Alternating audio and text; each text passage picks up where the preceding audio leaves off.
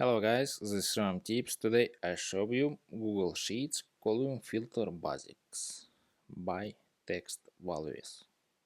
Alright, open your Google Sheets and new project or old project and subscribe and give me a like if this video helps you, because your feedback helps me and show you how to do it. Alright, open and select your value and select name your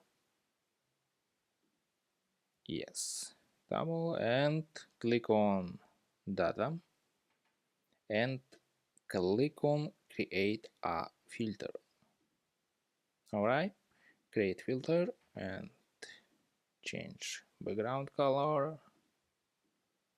Alright, and click on this sort A to Z, change sort Z to A, change, and sort by color, filter by color, filter by condition, date is saved there. Alright, and filter by values, click on this, okay, and click on this, okay, and click on Z to I